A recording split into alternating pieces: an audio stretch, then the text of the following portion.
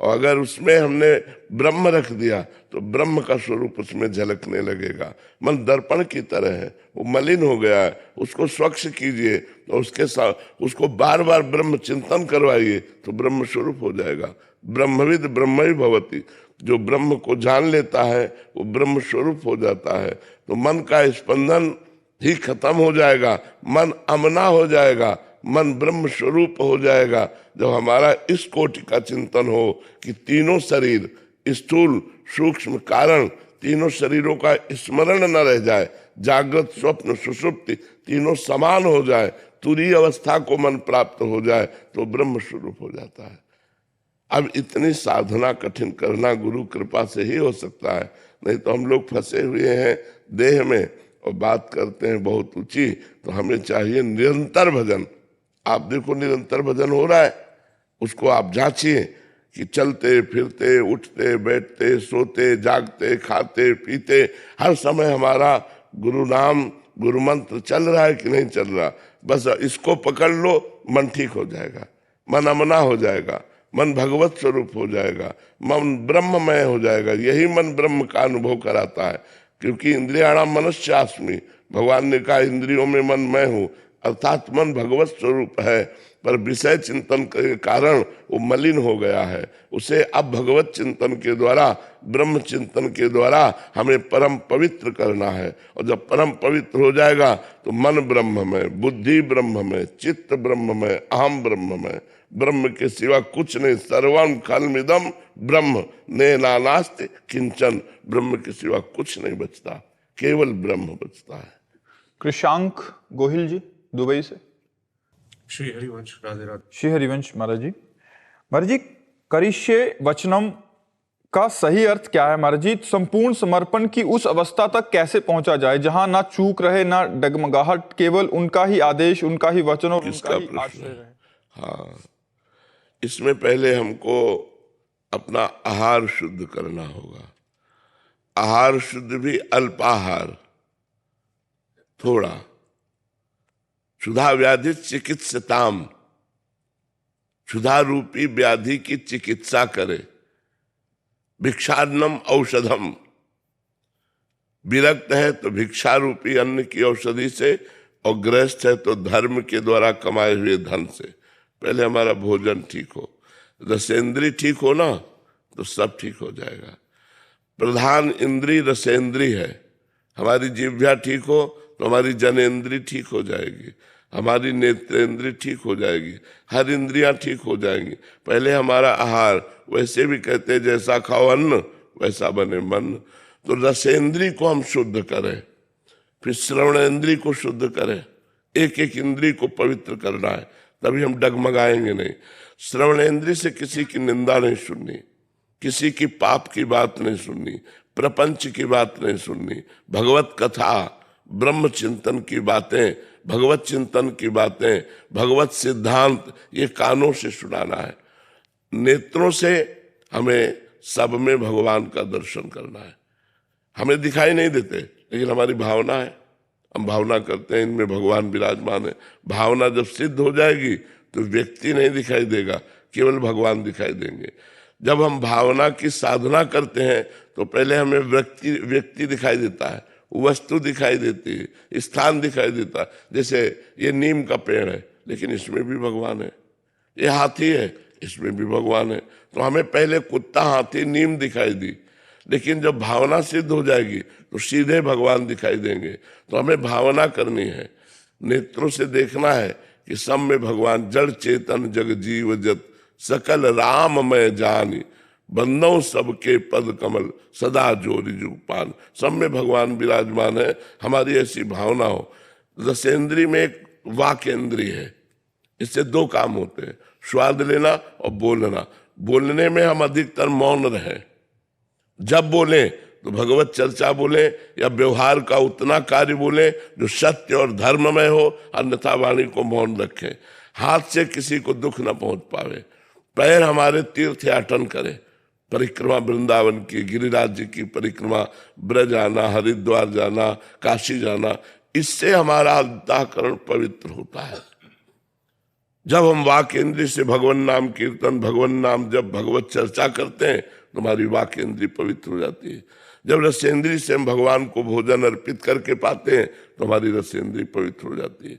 जब हमारी इंद्रियां पवित्र हो गई तो मन अपने आप पवित्र हो जाएगा। क्यों? क्योंकि मन इंद्रियों के अधीन हो गया है और इंद्रियां विषयों के अधीन हो गई। तो जब हम अपनी इंद्रियों को कंट्रोल करते हैं तो मन कंट्रोल में हो, और जब मन कंट्रोल में तो बुद्धि पवित्र हो जाती है, और जब बुद्धि पवित्र हो जाती है तो भगवान में स्थित हो जाती है।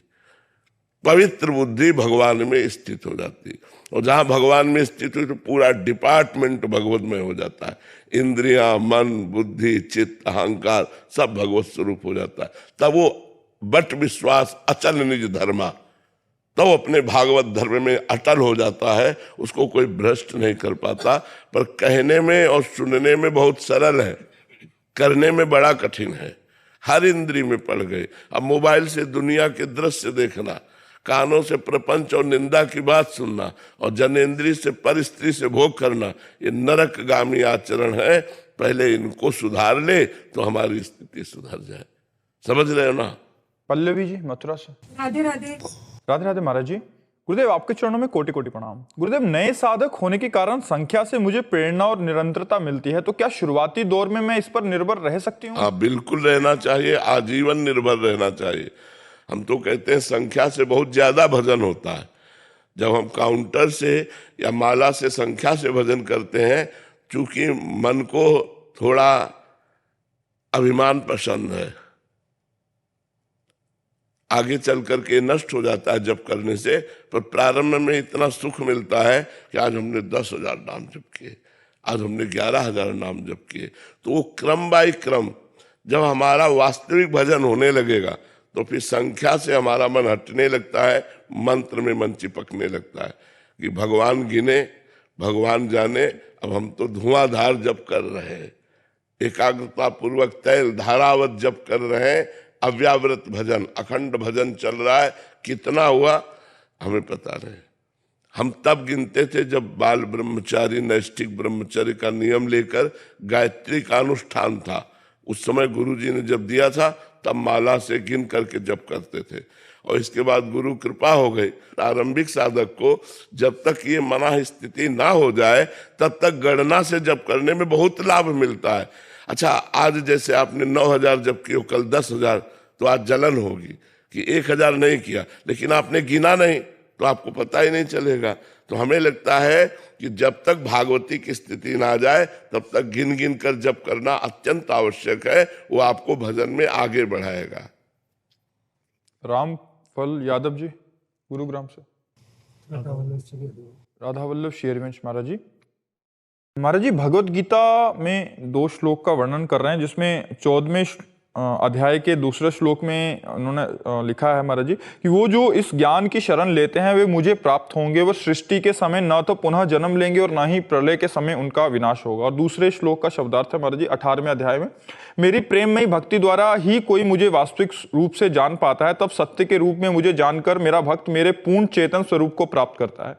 गुरु जी, आप ये आप में भाव कर रहे हैं कि आप भगवान के मतानुसार पूर्ण रूप से सत्य तत्व के अधिकारी हैं, ऐसा आपने अपने आचरण से सिद्ध कर दिया है। महाराज जी, इन दोनों श्लोकों के मतानुसार आप साक्षात इन दोनों श्लोकों में भगवान की कृपा से हमारा प्रवेश रहा।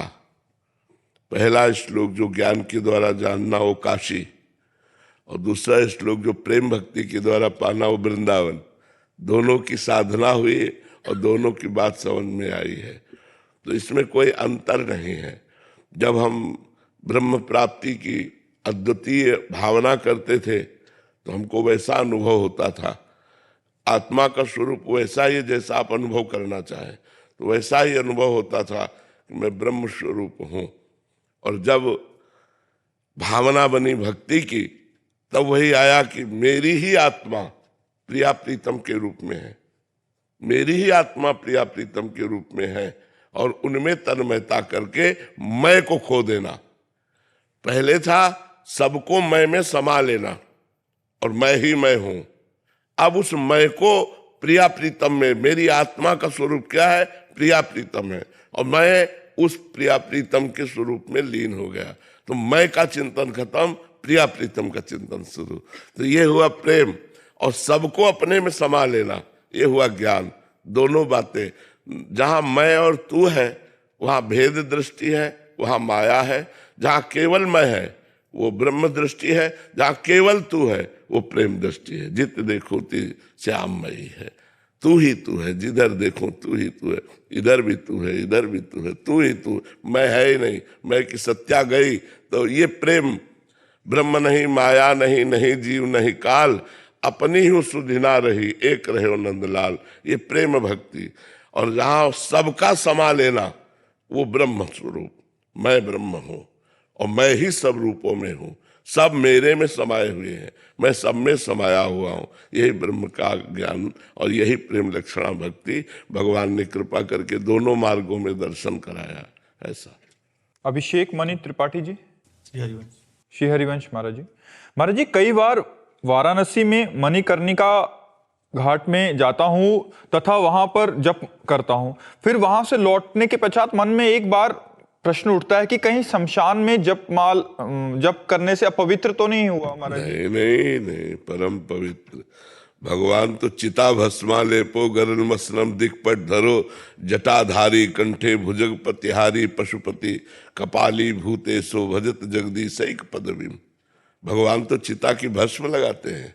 अरे परम पवित्र स्थान है श्मशान। श्मशान कोई अपवित्र स्थान थोड़ी, परम पवित्र स्थान। उस शव के साथ जब हम जाते हैं तब हम पवित्र हो जाते हैं, तब हमें वस्त्र के सहित स्नान करके अपने घर जाना चाहिए, लेकिन ऐसे नहीं। ऐसे श्मशान में बैठकर जब करने से विशेष लाभ होता है। भगवान शंकर की क्रीड़ा भूमि है जो मणिकर्णिका घाट है, वो तो क्रीड़ा भूमि है। अखंड शव जलते रहते हैं वहाँ, और वहाँ तो ज्ञान प्राप्त होता है कि यही दशा हमारे शरीरों की होनी है। जिस शरीरों को हम बहुत प्यार करके पालते पोषते हैं, पाप कर्म करते हैं, मनमानी आचरण करते हैं, उन शरीरों की ये दुर्दशा होती है। तो हमको चाहिए कि जरूर कुछ समय निकालकर इस श्मशान का दर्शन करना चाहिए। वो आखिरी में जाए मर के तो फायदा क्या, जिंदा जाए और वहाँ का दृश्य देखे और वहाँ डट के भजन करे। ऐसा नहीं कि आप अपवित्र हो गए, परम पवित्र हो गए। जयदेव शर्मा जी, भरतपुर से। जी राधे राधे महाराज जी। महाराज जी, हम महर्षि शौबरी जी महाराज जी के वंशज हैं। महाराज जी, बचपन में दीक्षा ली थी, जो क्रिया गुरु जी द्वारा बताई गई नहीं कर पाते, कुछ क्रिया योग बताए होंगे। श्री राधा नाम में बहुत प्रीति हो गई और मन उसी में लगता है, तो महाराज जी अब मैं क्या वो नहीं कर पा रहा, तो इसमें कोई उससे सब क्रियाओं का सब साधन कर, यह फल सुंदर प्रभु पद पंकज प्रीति निरंतर। प्रभु के चरणों का चिंतन होना। अब आप राधा राधा जप रहे हो, स्वयं श्री कृष्ण इस राधा नाम को जपते हैं, औरों की तो बात जाने दो। जाहि श्याम मुरली में टेरत सुमिरत बारंबार, परम धन राधा नाम आधार। अब और कुछ करने की जरूरत नहीं है, गुरु प्रसन्न हो जाएंगे, सब बात बन जाएगी। खूब राधा राधा रटो। राधे श्री हरिवंश गुरुदेव। राधे वल्लभ श्री हरिवंश महाराज जी। पूज्य गुरुदेव, अधिक से अधिक पाप या महत अपराध करने पर व्यक्ति अकाल मृत्यु को प्राप्त होता है, ऐसा आपकी वाणी में सुना। तो गुरुदेव, क्या अधिक से अधिक पुण्य एवं पूर्ण श्रद्धा से साधन भजन तप करने वाला भक्त इस जन्म जीवन मरण के समय से पहले इस मृत्यु संसार से शीघ्र उद्धार और भगवत प्राप्ति हो जाएगी? इसीलिए आप देखो, बड़े बड़े महापुरुष बहुत कम समय जीवित रहे। बड़े महापुरुषों में देखा गया कि जो बहुत उत्तम कोटि के महापुरुष थे, उनका शरीर बहुत कम अवस्था में पूरा हो गया, मतलब बहुत कम अवस्था में पूरा हो गया। तो ऐसा भी है, ऐसा है। जो महान सुकृतवान है, महान पुण्यात्मा है, महान धर्मात्मा है, निरंतर भगवान में स्थित है, जिनका काम पूरा हो गया, वो बहुत जल्दी चले जाते हैं, बहुत जल्दी उनका शरीर पूरा हो जाता है, क्योंकि अब शरीर की जरूरत नहीं पड़ी, शरीर का काम पूरा हो गया और जगत मंगल करके और निकल जाते हैं संसार से। ऐसा है। शिवानी जी अहमदाबाद से।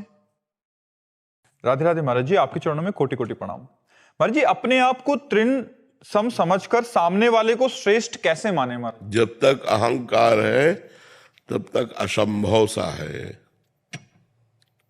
अपने को तृणादपि सुनीचेन तरोरियु सहिष्णुना अमानिना मान देन कीर्तनीय सदा हरि। जो अपने को तृण से नीच समझता है, वृक्ष के समान सहनशील समझता है, और जो दूसरों को मान देता है, स्वयं अमानी रहकर कीर्तन करता है, वो भगवान को बहुत प्रिय है, वो भगवान को प्राप्त होता है। पर तृणादपि सुनिचेन तभी हो सकता है जब अंतःकरण का अहंकार भगवान में समर्पित हो जाए। जब तक अहंकार बना रहता है तब तक नहीं रहता। अहंकार तभी समर्पित होता है जब हम दूसरों में अपने आराध्य देव की उपस्थिति का दर्शन करते हैं कि सब में मेरे भगवान सिय राम में सब जग जानी, तो करो प्रणाम जोरी जुग पानी। जब सब जगह भगवान है तो मैं किससे अहंकार करूं? अपने स्वामी के सामने तो तृण के समान रहना ही होता है। तो जब सब में अपने भगवान का दर्शन करेंगे तब हम तृण के समान देख पाएंगे, अन्यथा सब में भगवान का दर्शन, दूसरा कोई नहीं। एक संत भगवान थे, तो रास्ते में किसी उद्दंड ने उनको डंडा मारा तो उनके खून बह रहा था। थोड़ी देर बाद एक डॉक्टर निकला, उसने देखा अरे तो गाड़ी में बैठाला, अस्पताल ले गया अपने, और उनको दवा आदि देकर गर्म दूध पिलाने लगा। फिर पूछा महाराज जी आपको किसने मारा? बोले तुम्ही ने तो मारा और तुम्ही ने बचाया। उनका महाराज जी कैसी बात कर रहे हो, मतलब लोग क्या समझेंगे? बोले हम पक्का कहते हैं तुम्ही ने मारा, तुम्ही ने बचाया। तब वहां एक सत्संगी थे, तब उन्होंने कहा आप समझ नहीं पा रहे, स्वामी जी सब में भगवान को देखते हैं। भगवान को देखने के कारण वो कह रहे कि मारने वाले भी तुम ही थे और बचाने वाले भी तुम ही थे। एक रूप में तुमने डंडा मारा, दूसरे रूप में पट्टी कर दी। तो ये जब हम सब में भगवान देखते हैं, भगवान का नाम जप करते हैं, भगवद आश्रित रहते हैं, तो हमारा अहंकार भगवान के चरणों में समर्पित हो जाता है। और जब अहंकार समर्पित हो जाता है तब तृणादपि सुनीचेन, तब अपने को तृण। देखो वैष्णव संतों को, बड़े बड़े भक्तों को जब होगे तो ऐसे नम्र दिखाई देंगे, जरा सी बात करो चरणों में झुकते नजर। क्यों? क्योंकि उनका अहंकार नष्ट हो गया। और संसारी आदमी को देखो तो उसको अहंकार रहता है। सम्मान विष है, अपमान अमृत है। श्रीपाद प्रबोधानंद जी कहते सम्मानम कल्याति घोर गर्णम नीचापमानम सुधा। नीच पुरुषों द्वारा किया हुआ अपमान अमृत है, और जो सम्मान है वो सम्मानम घोर कल्याति विषयम, वो विष है, वो नष्ट कर देने वाला है। सम्मानम कल्याति घोर गरलम, वो गरल है, विष है।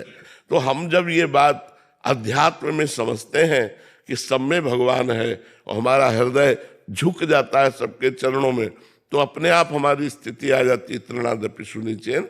जब तक ऐसा नहीं होगा तब तक ऐसा नहीं हो सकता कि हम तृणादपि सुनीचेन हो। ऐसा जब भगवत भाव आ जाएगा, भगवान का भाव आ जाएगा, तब बात। अपने अंदर सबसे न जाति अभिमान, न विद्या का अभिमान, न कुल का अभिमान, न धन का अभिमान, न किसी पद का अभिमान, न किसी व्यवहार का अभिमान। व्यवहार का भी अभिमान होता है कि हमारे अमुक जी मित्र हैं। जब इस तरह का कोई अभिमान नहीं होता तब ये तृणादपि सुनीचेन आता है। विद्या रूप महत्व कुल धन जौवन अभिमान, सठ कंटक देखे जहां रहे न भक्ति निदान। वहां भक्ति नहीं विराजमान होती, जहां अहंकार होता है, जहां दैन्य होता है, वहां भक्ति विराजमान होती है। और जहां भक्ति विराजमान होती वो सब में भगवान का दर्शन कराती, तब अपने में तृणादपि सुनीचेन ऐसा भाव आता है। चैतन्य तंवर जी ऑस्ट्रेलिया से। राधा वल्लभ श्री राधे राधे महाराज जी।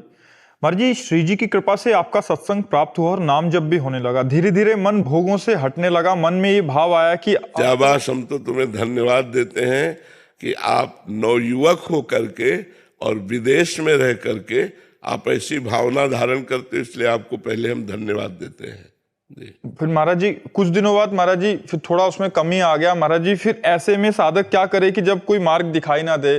नाम जप। जब हमारा भजन कम होने लगे तो समझो या तो कुसंग हो गया या भोजन गलत हो गया। कुसंगी हो गया महाराज। हाँ, दो में एक बात हो जाती, या तो कुसंग हो गया, गलत आचरण बन गए, किसी ऐसे गंदे विषय में हम गिर गए तो हमारे भजन में कमी आ जाएगी या हमारा भोजन गलत हो गया। फिर से कैसे उठें? फिर नाम जप हमारी सीढ़ी है, भजन नशेनी प्रेम की। अगर हम नशेनी से गिर गए हैं तो उसी नशेनी पे हमें चढ़ना पड़ेगा। भजन नशेनी प्रेम, हमें ऊंचाई पर पहुंचाने के लिए भजन है। एक ऐसी ऊंचाई आएगी जहां न काम क्रोध लोभ मोह मद मत्सर ये आपको छू नहीं सकेंगे। आप इतनी ऊंचाई पे पहुंच जाएंगे। इसलिए आपको जिस भजन में आप गिरे हैं उसी भजन से आप उठेंगे। आप उसी भजन को और बढ़ाइए। जो नाम जप करते हैं उसी नाम जप को और बढ़ाइए। वो सारी मलिनता नष्ट करके आपको परम पवित्र प्रकाशित कर देगी। बहुत धन्यवाद। आप उदास न होइएगा, निराश मत होइएगा। चाहे 100 बार गिरिएगा लेकिन आप उठ करके चलने की हिम्मत रखिएगा तो आप निकल जाएंगे। क्योंकि माया है, ये पहली बार थोड़ी गिराएगी, ये तो सैकड़ों बार गिराएगी। ऐसे संयोग आएंगे, ऐसे भोग आएंगे, ऐसा मनोमोहक आएगा अवसर कि आपको लगेगा भगवान तो आगे मिल जाएंगे। ये बुद्धि हमको धोखा दे देती है। नहीं, हमको गलत आचरण नहीं करना। भगवान मिले या न मिले, मैं गलत आचरण नहीं करूंगा। मैं भजन करके भगवान को प्राप्त करना चाहता हूं, लेकिन मिलना न मिलना उनके ऊपर है, पर मैं गलत आचरण नहीं कर सकता। ऐसा नियम लो, फिर भी गलत आचरण हो जाए, फिर नियम लो, फिर गलत आचरण हो जाए, फिर नियम लो, तो एक दिन आप निकल जाएंगे, एक दिन आप क्रॉस कर जाएंगे। ये माया बहुत बलवती है, बड़े बड़े ऋषि मुनियों को गिरा देती। तुम तो बच्चा हो, और इसीलिए हम धन्यवाद देते हैं कि विदेश में रहते हुए इस अवस्था में आप भागवतिक जीवन व्यतीत कर रहे हैं। ये आश्चर्य की बात है। लंका में विभीषण जी भक्ति कर लिए, ये आश्चर्य की बात है। अब ऑस्ट्रेलिया अमेरिका आदि जो देश है ये विलासिता की भूमि है, अगर उसमें रहकर भजन हो रहा है ये बहुत बड़ी बात है। बहुत बड़ी ठाकुर जी की कृपा है आपके ऊपर। जागृति सिंह जी। राधे राधे महाराज जी। महाराज जी, मैं आपको गुरु मानती हूँ और आपके कहे अनुसार राधा नाम भी जप करने का प्रयास कर रही हूँ, पर महाराज जी कभी कभी ना चाहते हुए मन में प्रश्न आता है कि महाराज जी क्या सच में हमें श्री जी हर पल देखती हैं? श्री जी क्या हमें हमारी पुकार सुन रही हैं? क्या वो महसूस कर रही हैं? आप देखो, श्री जी तो जो भजन नहीं करते उनको भी देख रहे हैं। आप सच्ची मानिए। प्रभु शास्त्र शीर्षा पुरखा सहस्राक्षा सहस्त्रपात, वो अनेकों नेत्र, विश्व चक्षुर, वो विश्व नेत्रों से देखते हैं। विश्वात्मा है, तुम्हें वो चारों तरफ से देख रहे हैं, ऊपर से नीचे से दाएं से बाएं से आगे से पीछे से, हर तरफ वो तुम्हें देख रहे हैं। पूरा विश्व ब्रह्मांड भगवान के सामने ऐसे है जैसे एक आंवला हथेली पे रख लो और चारों तरफ देख लो, ऐसे पूरे ब्रह्मांड को भगवान देखते रहते हैं। तो प्रभु तो सबको देख रहे हैं, श्री जी सबको देख रहे हैं, पर जो करुणा दृष्टि है वो उसी को प्राप्त होती जो भजन करता है। और आप विश्वास करो, एक एक सेकेंड के भजन का आपको हिसाब मिलेगा। ऐसा नहीं कि पता नहीं कोई जान रहा है कि नहीं जान रहा, मैं भजन कर रहा हूं, बड़े दुख में हूं, बड़े कष्ट से भजन कर रहा हूं, इसका फल मिलेगा कि नहीं। तो हमारी बात पर विश्वास करो, एक एक सेकेंड का आपको भजन का फल मिलेगा। एक एक सेकंड कभी व्यर्थ नहीं जा सकता।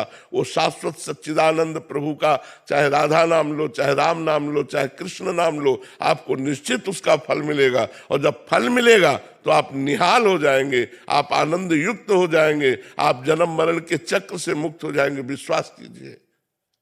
डॉक्टर लोकेश शर्मा जी, राजस्थान से। राधे राधे। राधे राधे महाराज जी। गुरु जी, श्री कृष्ण की प्राप्ति क्या स्वयं उनकी इच्छा से होगी? नहीं, हमारी इच्छा से। हमारी इच्छा से, उनकी इच्छा से हो तो सबको प्राप्त हो जाए ना। हमारी प्रबल इच्छा, हमारी प्रबल व्याकुलता, रुदु सुस्वरम राजन कृष्ण दर्शन लालसा। गोपी जनों ने जब प्रयास किया और भगवान नहीं प्रकट हुए तो सब एकत्रित होकर रोने लगी। रुदु सुस्वरम राजन कृष्ण दर्शन लालसा, कृष्ण के दर्शन की लालसा से रुदु सुस्वरम राजन, ऊंचे स्वर से सब गोपियां रोने लगी, हा कृष्ण, हा प्राण प्रीतम। तो तासाम आविर्भूत चौरी, इसमें मान मुखाम्बुजा, पीताम्बर धरा सृग्वी, साक्षात मनमथ मन था। करोड़ कामदेवों के मन को मथ देने वाले भगवान उन्हीं के बीच में प्रकट हो गए, गोपियों के बीच में प्रकट हो गए। पीताम्बर बिजली की तरह लहरा रहा है, श्याम सुंदर शरीर, कमल नयन, मंद मंद मुस्कुराते हुए अधरों पर मुरली विराजमान है। जे ही प्रकट हुए गोपियां निहाल हो गए। तो भगवान मिलते हमारी इच्छा से। यदि हमारी इच्छा भगवान से मिलने की नहीं है तो भगवान रोज हमसे मिलते हैं, लेकिन हम उन्हें पहचान नहीं पाते। कोई क्षण ऐसा नहीं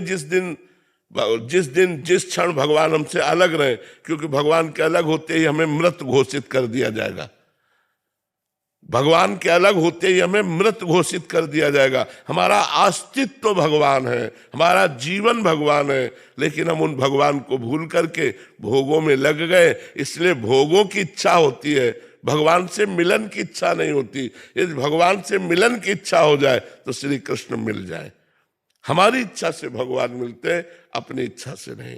जब हमारी इच्छा प्रबल हो जाती तो वही इच्छा भगवान के हृदय में मिलने की इच्छा प्रकट कर देती है और भगवान उनसे मिल जाते हैं। भगवान अमना है, भगवान आप्त काम है, भगवान के हृदय में कोई कामना नहीं, भगवान को कुछ नहीं चाहिए। जब भक्त भाव से बनकर रोटी बनाता है कि आज मेरे प्रभु पाएंगे, तो वो भाव जाके भगवान के हृदय में भूख पैदा कर देता है और भगवान उसको पाते हैं। जब भक्त विकल होकर रोता है तो वो रोना भगवान के हृदय में जाकर भक्त के मिलने के लिए प्रबल इच्छा पैदा कर देता है और भगवान मिलन के लिए पधारते हैं। भक्त की इच्छा ही भगवान की इच्छा बनती है।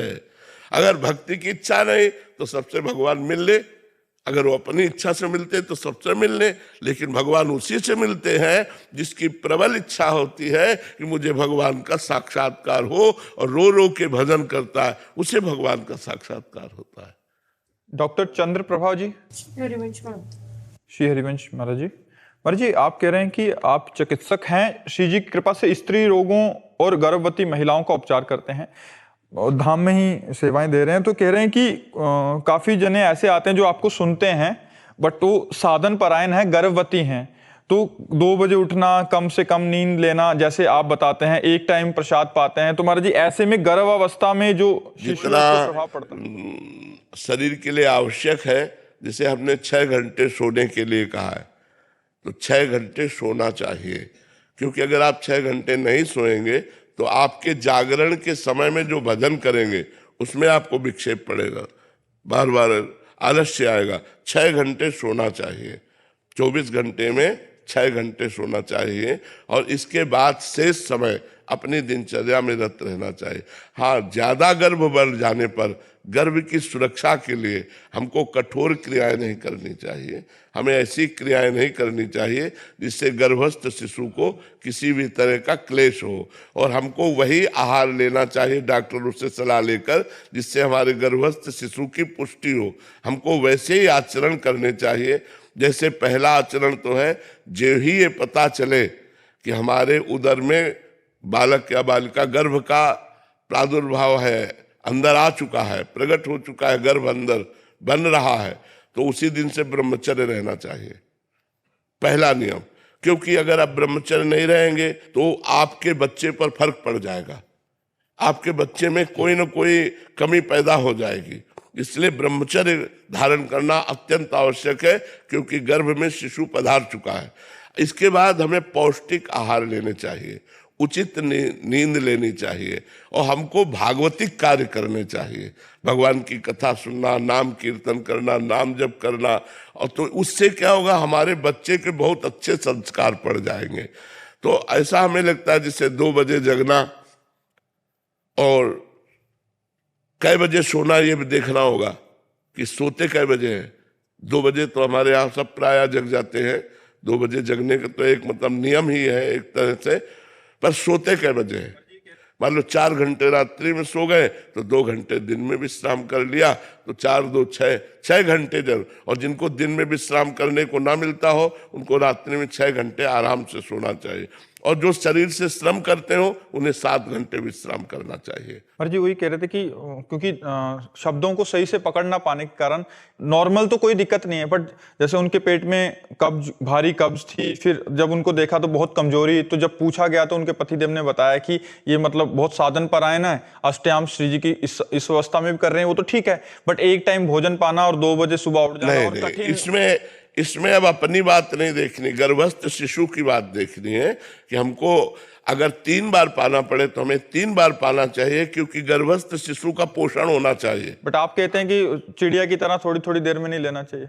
बीमार और गर्भिणी नारी इनको साधना में आप नहीं गिन सकते। बीमार आदमी है, अब उसको दवा लेनी तो 2 बिस्कुट खा लीजिए, 4 बिस्कुट खा लीजिए, या आप कोई कुछ थोड़ा पा लीजिए, तब आप दवा लीजिए। नहीं, दवा बहुत गर्म होती है। स्वस्थ शरीर के लिए नियम है, अस्वस्थ शरीर के लिए नियम नहीं है। जैसे भी आपको बने, जैसे स्वस्थ शरीर तो आसनों में बैठो, अब अस्वस्थ शरीर तो सोफा कुर्सी, जैसे आप ऐसे बैठे हो, राधा राधा जप रहे हो। आपका भजन बनना चाहिए। गर्भिणी स्त्री का स्वयं का जीवन नहीं है, उस बच्चे के लिए जीवन है। इसलिए ये बातें मत समझो कि हमको एक बार भोजन पाना।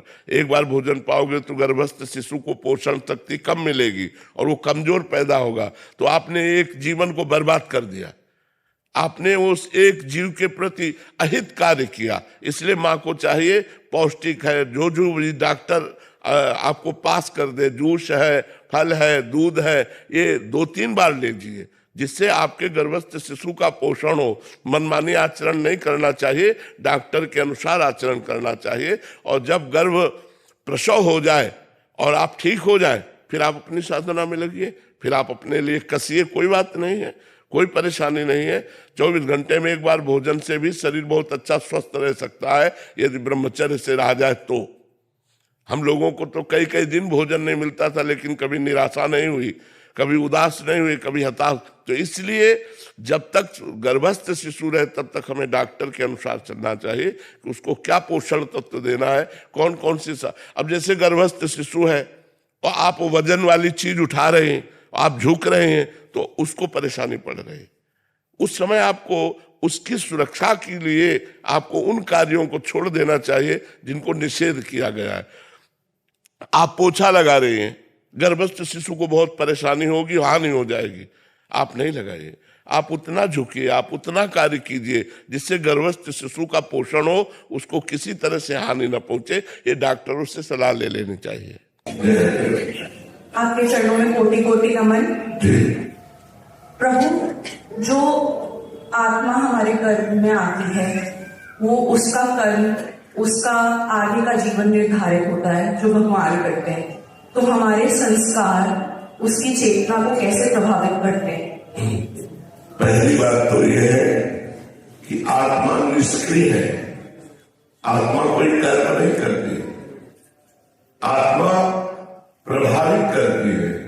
उसका पावर, जैसे हम एक कपड़े के पीछे लोहे का चुंबक रख दें और सामने लोहे की सामग्री हो, तो लोहे की सामग्री जड़ है, लेकिन उस चुंबकीय तत्व के कारण उसमें हलचल पैदा हो जाएगी, उसमें चलन क्रिया पैदा हो जाएगी।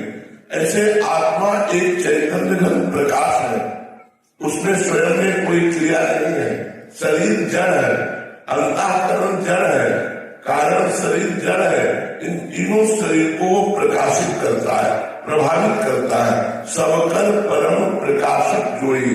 तो ये जो हमारे संस्कार है, ये हमारे मन से बनते हैं, आत्मा से नहीं। आत्मा दिव्य है, चैतन्य घन है, परमात्मा स्वरूप है। किसी भी प्रकार के किसी विकार का प्रभाव कभी आत्मा पर नहीं पड़ता, अंतःकरण पर पड़ता है, मन पर पड़ता है। हमारे मन पर 2 प्रकार के प्रभाव पड़ते हैं, एक असत और दूसरा सत। कभी कभी सत मार्ग में चलने वाले भी असत प्रभाव से प्रभावित होकर फिसल जाते हैं। कभी कभी असत मार्ग में चलने वाले भी सत प्रभाव का संग पाकर वो उच्च दशा को प्राप्त होते हैं। अब हमको फाइनल करना है कि हमारा मार्ग क्या है, सत मार्ग है या असत मार्ग है। यदि हम इंद्रियों के भोगों में अपने मन को, अपनी इंद्रियों को छूट देकर मनमानी आचरण करते हैं, तो हम असत मार्ग के पथि हुए, जिसका परिणाम पुनरपि जननम, पुनरपि मरणम, पुनरपि जननी जठरे शयनम, बार बार जन्म, बार बार मरण, बार बार मां के गर्भ में जाना। और एक है सत मार्ग, जिसमें हम अपनी इंद्रियों को गलत विषयों से हटाकर सही विषयों का भोग देते हुए मन को भगवान के चरणों में लगा करके सत चिंतन करते हुए, नाम जप करते हुए धर्म पूर्वक जीवन व्यतीत करते हैं, तो हम हमें परम पद की प्राप्ति होती है, हमें उत्तम लोगों की प्राप्ति होती है। हमारे अंदर उत्तम संस्कार तभी आएंगे जब हम संत पुरुषों का संग करें और असत पुरुषों का त्याग करें, सत मार्ग को ग्रहण करें, असत मार्ग को छोड़ दे, सत विषयों का सेवन करें, असत विषयों का त्याग करें, तो हमारे अंदर उत्तम संस्कार आ जाते हैं। ध्यानेश्वर जी, बेंगलोर। हाँ जी। महाराज जी, मेरे गुरुदेव, मुझे उनमें ही भगवान दिखते हैं। क्या गुरु को ही सब कुछ मान लेने पर स्वयं भगवान नाराज तो नहीं होते? नहीं, भगवान ही गुरु है, भगवान कोई और थोड़ी है। बंदों गुरुपद कंज कृपा सिंधु नर रूप हरि, नर रूप हरि, हरि ने नर रूप धारण किया मेरे लिए, मेरे लिए पर्सनल अवतार है। मेरे लिए गुरुदेव ने, भगवान ने गुरुदेव का रूप धारण किया। गुरुदेव ने जो हमें शरण ली वो साक्षात परब्रह्म। वैसे भी कहा जाता है गुरुर् ब्रह्मा गुरुर् विष्णु गुरुर्देव महेश्वरा, गुरु साक्षात परब्रह्म तस्मै श्री गुरुवे नमः। और शास्त्रों में वर्णन आया है जो गुरु है वो ब्रह्मानंदम परम सुखदम केवलम ज्ञानमूर्तिम द्वंद्वातीतम गगन सदसम तत्वमस्यादिलक्षम एकम नित्यम विमल अचलम सर्वधि साक्षिभूतम भावातीतम त्रिगुण रहितम सद्गुरुम तम नमामि। सद्गुरु कोई त्रिगुण रूप थोड़ी माया में, वो तो त्रिगुणातीत है, वो तो परब्रह्म परमात्मा है। तो हमें गुरुदेव भगवान में भगवान की बुद्धि करना ये सर्वोत्तम भाव है। अपने गुरु को साक्षात भगवान मान करके जो पूजते हैं उनके ऊपर भगवान की विशेष कृपा होती है। भगवान नाराज थोड़ी होते हैं। भगवान ने कहा मोते अधिक गुरु ही जिए जानी, जो मेरे से भी बढ़कर गुरु का आदर करते हैं मैं उनके अधीन हो जाता हूँ। तो इसलिए गुरु में बहुत मुश्किल है भगवान की बुद्धि होना, क्योंकि गुरु हमारे जैसे मनुष्य शरीर धारण करते हैं, हमारी जैसी चेष्टाएं होती हैं, तो कोई खास बात नहीं लगती। भगवान जब अवतार लेते हैं तो उनमें ये हमारी बुद्धि रहती है भगवान है, लेकिन गुरु जब अवतार लिए तो मनुष्य रूप में लिए ना, उनकी चेष्टाएं मनुष्य जैसी होती हैं, तो उनमें परब्रह्म परमात्मा भाव होना बड़ा कठिन होता है। और गुरु में परमात्मा भाव हो जाए तब तो बढ़िया बात है। फिर इससे बड़े हम मूर्ति में तो भगवान को देख सकते हैं, लेकिन गुरु में भगवान को देखना बड़ा कठिन है। और जो गुरु में भगवान को देख ले वो साधक क्या कहना है, वो तो जीते जी मुक्त हो जाएगा। गुरु कृपा से उसका सब काम हो जाएगा।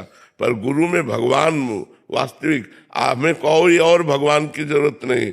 मेरे भगवान बोल रहे हैं, मैं अपने भगवान से मिल के आ रहा हूं, मैं अपने भगवान को देखा है अपने नेत्रों से, क्योंकि गुरु साक्षात परब्रह्म, मेरे गुरुदेव परब्रह्म। ऐसी भावना होना थोड़ा कठिन है, असंभव नहीं है पर कठिन है। ऐसी भावना हो जाए तो बेड़ा पार हो जाए। महाराज जी, जो भी इस मार्ग में साधक चल रहा है, चाहे वो ज्ञान मार्ग में चल रहा हो या भक्ति मार्ग में, उसके गुरु ही हैं, चाहे वो किसी भी संप्रदाय में है। महाराज जी, हमारे अपने गुरुदेव में भगवत भाव होना ये तो सर्वोपरि है ही है महाराज जी, जैसे गुरुजन बताते हैं। पर महाराज जी, हमारे गुरु जी बोल नहीं पा रहे, मतलब वो ज्ञान, पर दूसरे गुरु जी ऐसा, तो हमारी इस भावना में ये भावना दृढ़ न्यून देखो, ना हो, एक श्लोक और है, अखंड मंडलाकारम व्याप्तमेन चराचरम तत्पदम दर्शतमेन तस्मै श्री गुरुवे नमः। वहां से भी गुरु बोल रहे हैं। एक जगह गुरु मौन है तो वहां से गुरु मुखर है, वहां से गुरु बोल रहे हैं। तो हमें जहां भी भगवत चर्चा सुनाई दे तो विश्वास करना चाहिए मेरे गुरुदेव ही इनके रूप में बोल रहे हैं। पर अपने गुरुदेव पर, सब में गुरुदेव की भावना और अपने गुरुदेव पर ब्रह्म दृष्टि। साक्षात परमात्मा मेरे गुरुदेव हैं, लेकिन सब रूपों में गुरुदेव ही बोल रहे हैं। जैसे मौसी और माँ, मासी और माँ, यद्यपि बा के समान ही उनका हम आदर करेंगे, पर माँ तो मेरी बा है ना। ऐसे ही गुरुदेव के समान हम हर संत का आदर करेंगे, पर गुरुदेव तो हमारे परम ब्रह्म है। ऐसी भावना करनी चाहिए। महाराज जी, इसमें एक और संशय, जैसे आप कहीं कहीं इसी बात का आश्रय लेके, मतलब कोई माता बहनें और तुम्हारे जी उस, क्योंकि ऐसी भावना होगी तो समर्पित है, हाँ, तो ऐसे में क्या सावधानी इसमें रखें? ये सावधानी रखनी कि हमें संतों की बात तो सुननी है, पर अगर हमारे गुरु की बात से अलग है तो हमें उनकी बात माननी नहीं है। माननी अपने गुरुदेव की है, सुननी सबकी है, सुननी सबकी है, माननी अपने गुरुदेव की है। अगर हमारे गुरुदेव ने हमें जो उपदेश किया है उसके विरुद्ध किसी संत की बात आती है तो हम नहीं सुनते, हम नहीं मानते। सुना, बैठ के प्रणाम किया, चल दिया। मानेंगे हम अपने गुरुदेव की। और दूसरी बात, गुरुदेव से लेकर के हर संत के लिए हम ये बात कह रहे हैं, यदि वो हमारे शरीर का शोषण करना चाहते हैं तो ना वो गुरुदेव है और ना वो कोई संत है। वो व्यभिचारी पुरुष है, वो पाखंडी है, वो नाटकी है। गुरु एक पिता के समान है, गुरु एक महान तत्व है। जो माया मुक्त है वो माया के इन भोगों को कैसे स्वीकार कर सकता है? तो अगर कोई स्त्री या कोई भी किसी संत के सानिध्य में आ रहा है और वो संत उसके प्रति गलत हरकत कर रहे हैं, शरीर शोषण की बात कह रहे हैं, ऐसी कुछ बातें हैं तो दूरी बना लेनी चाहिए। वहां गुरु नहीं है, वहां पाखंड है, वहां नाटक है, वहां माया है। हाँ, कभी कभी बड़े बड़े अच्छे साधकों से चूक हो जाती है, वो एक अलग चीज है। चूक होना अलग चीज है और पाखंड करना अलग चीज है। चलते चलते हम फिसल गए, फिर समझ लो आगे बढ़ो। लेकिन गुरु तो पहुंचा हुआ तत्व है, वो कोई साधक नहीं है। इसलिए हमें चाहिए कि ऐसी जगह से थोड़ा दूरी बना लेनी चाहिए और गुरु द्वारा दिए हुए नाम मंत्र का ही जप करना चाहिए। उनकी निंदा नहीं करनी चाहिए, पर उनसे दूरी बना लेनी चाहिए, जिससे हमारी पवित्रता बची रहे। पहली हरकत में अगर दूरी बना लो तो बहुत अच्छा है, जिससे वो भी बच जाएंगे और आप भी बच जाओगे। नहीं तो बहुत जगह इस बात का पाखंड होता है कि तन मन प्राण सब कुछ समर्पित कर देना चाहिए। अब वो समझ नहीं पाते साधक, तो उनको लगता है कि जैसा गुरुजी कहें। अब वो बेचारा किससे अपनी बात व्यक्त करे कि कहीं मैं गलत तो नहीं हूं, कहीं मैं अंदर उसके आता है मैं कहीं गलत तो नहीं जा रहा हूं, पर वो सही का निशान किससे लगवावे? जब कभी उसे अच्छा सत्संग मिला तब वो निर्णय कर पाता है कि हमारे साथ तो गलत हो गया, हमारे साथ तो धोखा हो गया। तब तक बहुत देर हो चुकी होती है और हमारे उत्साह, हमारी श्रद्धा, हमारी पवित्रता इतनी निगेटिव हो जाती है कि अच्छे संतों में भी हमें दोष दर्शन होने लगते हैं। पता नहीं ये भी नाटक न, तो हम सत्य से बहुत दूर चले जाते हैं। इसीलिए हमने कहा उन्हीं गुरु के द्वारा दिया हुआ मंत्र और नाम जप करो और गुरुदेव के आश्रित रहो। अंदर से, बाहर से संपर्क छोड़ दो तो तुम्हारा मंगल। उनकी निंदा मत करो, उनका अपमान मत करो, उनसे दूरी बना लो। दूरी बनाना ही उचित है, क्योंकि निंदा अपमान से आपका पतन हो जाएगा। निंदा अपमान किसी का भी मत करो, लेकिन जहां लगे कि यहाँ शास्त्र के सम्मत कार्य नहीं है, शास्त्र विरुद्ध आचरण है, वहां से दूरी बना लेनी चाहिए। जी, माता जी का प्रश्न है, 80 वर्ष की आयु है, आजीवन सोहम का ध्यान किया है, लेकिन इस अवस्था में अब कैंसर के मरीज हैं, जीवन के मात्र कुछ ही दिन शेष रह गए हैं, तो महाराज जी फिर कैसे?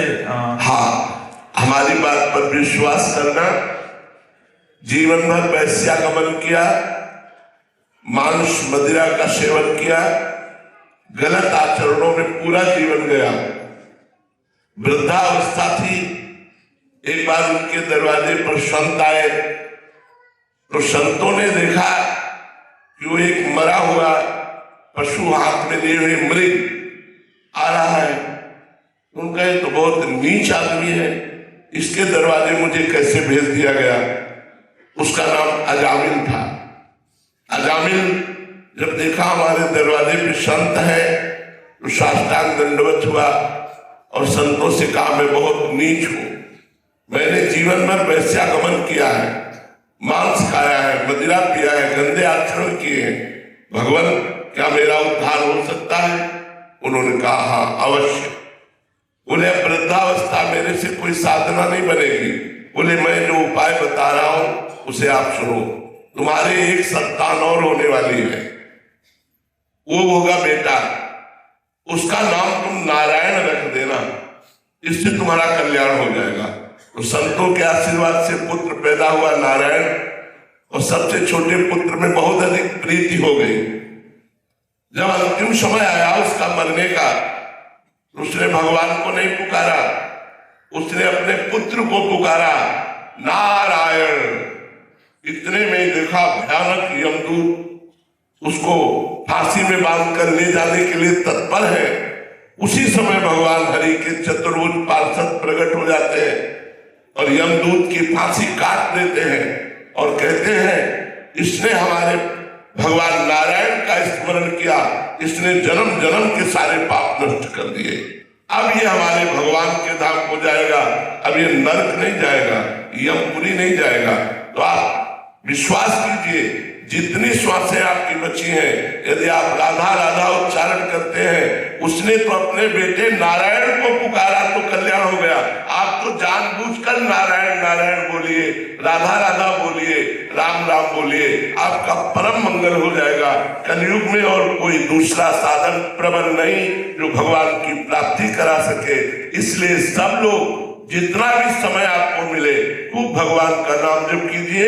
हम कहते हैं तुम्हारी अगर अभी आखिरी श्वास है और आपने राधा बोला तो आपका परम कल्याण हो जाएगा, आप चिंता मत कीजिए। श्री राधा वल्लभ लाल की